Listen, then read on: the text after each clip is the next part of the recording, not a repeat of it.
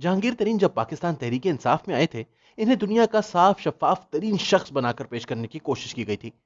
न सिर्फ खुद इमरान खान साहब इनकी नेकी और माली शफाफियत की गवाहियां दिया करते थे, बल्कि मुताद्दिद टीवी एंकर भी हमें बताते थे कि जहांगीर तरीन से ज्यादा अक्लमंद कारोबारी शख्स पाकिस्तान में कोई दूसरा है ही नहीं। वो टैक्स भी पूरा देते हैं, हुकूमतों से कभी फायदा भी नहीं उठाया, वजीर रहते कोई करप्शन का दाग इन पर कभी नहीं लगा, और ये अपने कारोबार को भी चार चांद लगाते चले जा रहे हैं। ये दुनिया के लिए हैरान कुन था कि एक पुलिस अफसर का बेटा सिर्फ एक नस्ल के अंदर ही पाकिस्तान के अमीर तरीन अफराद में कैसे शामिल हो गया। 1990 की दहाई में एक चीनी की मिल लगाने वाले जहांगीर तरीन ने चंद ही सालों में खुद को इस मुल्क में चीनी की कुल पैदावार का 20% बनाने वाली फैक्ट्रियों का मालिक कैसे बना लिया। लेकिन टीवी एंकर मुसर थे कि नहीं, ये बहुत उजले आदमी है और इमरान खान यूं भी उजले लोगों को ही अपनी जमात में लेते हैं।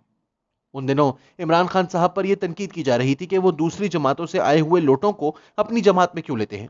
इन्हीं दिनों शाह महमूद कुरैशी, खुर्शीद महमूद कसूरी और जावेद हाशमी भी पीपल्स पार्टी, काफ लीग और मुस्लिम लीग नवाज से पीटीआई में शामिल हुए थे। ये वही दिन थे जब इमरान खान ने पहली मर्तबा कहा था कि फरिश्ते कहां से लाऊं।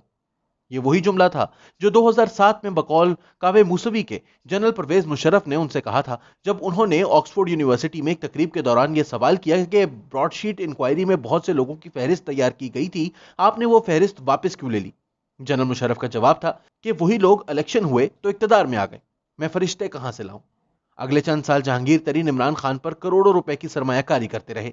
इनको अपने हेलीकॉप्टर्स में घुमाया, इनको मुख्तलिफ जमातों से लोग तोड़ तोड़ कर लाकर देते रहे।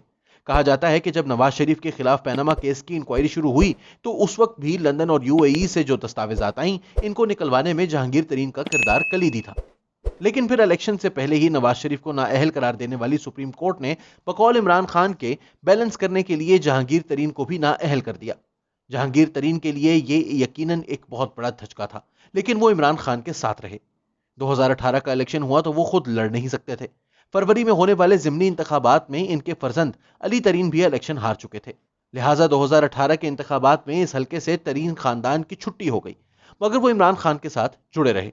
इन्होंने आजाद उम्मीदवार के लिए मुफ्त सर्विस अपने जाती जहाज पर चलाई।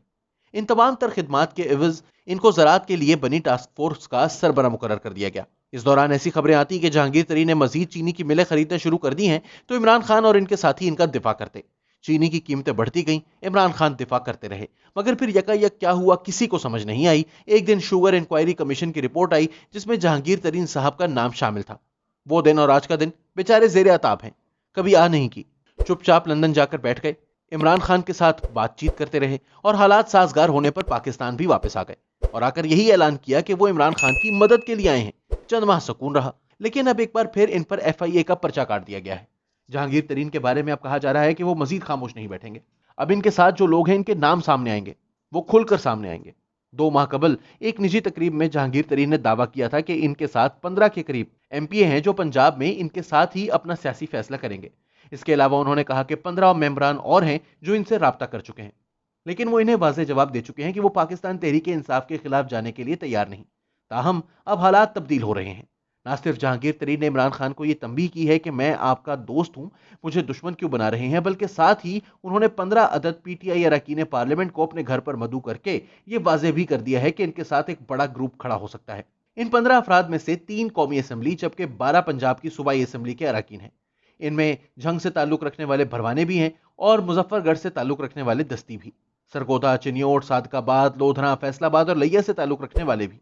मुल्तान से शेख सलमान नईम भी इस नाश्ते पर मौजूद थे, जिन्होंने सूबाई असम्बली की सीट पर शाह महमूद कुरैशी को शिकस्त दी थी, और इनको अपने साथ रखकर तरीन साहब ने यह भी वाज़ेह कर दिया है कि पार्टी के अंदर ग्रोह हैं कौन कौन से। पाकिस्तान पीपल्स पार्टी की रहनुमा सैयदा शहला रजा ने अगले रोज ट्वीट करके ऐलान किया कि तरीन साहब जल्द आसिफ अली जरदारी से मुलाकात करेंगे। दूसरी तरफ ये दावे भी जारी हैं कि इनके राब्ते शहबाज शरीफ के साथ हैं और वो मुस्लिम लीग नवाज में जाना पसंद करेंगे। याद रहे कि इनके साथ मौजूद MNA और MP हजरात में से ज्यादातर लोग वो हैं जो अपने डंड पर इलेक्शन जीत कर आए। 2013 में नून लीग और इससे पहले काफ लीग की टिकटों पर भी मुंतखब होकर दिखा चुके हैं। कोई भी जमात इनके धड़े को अपने साथ मिलाने के लिए हुमावक्त तैयार होगी। फिलहाल ये वाज़ेह नहीं कि जहांगीर तरीन किस तरफ जाएंगे, लेकिन इसका इन्हिसार इस बात पर नहीं होगा कि इनके साथ मौजूद अरकान किस जमात की तरफ झुकाव रखते हैं, बल्कि इस पर होगा एस्टेब्लिशमेंट किस जमात को अपना हलीफ बनाना चाहती है। यही वजह है कि अभी तक ये तमाम अरकान खुद को पाकिस्तान तहरीक इंसाफ का हिस्सा ही बताते हैं, दूसरी जमातों में जाने की अफवाहों को मुस्तरद करते हैं, लेकिन जो ही इन्हें बड़े घर से इशारा होगा कि सब के सब लाइन बनाकर उस जमात की तरफ चल पड़ेंगे जिसकी हुकूमत बनाना मकसूद होगा। ये जहन नशीन रहना चाहिए कि तरीन साहब खुद भी कभी फ्री एजेंट नहीं थे। वो जिनके आदमी हैं उन्हीं के अहकामात पर अमल करेंगे और इनका ग्रुप भी वहीं जाएगा जहां इसे भेजा जाएगा।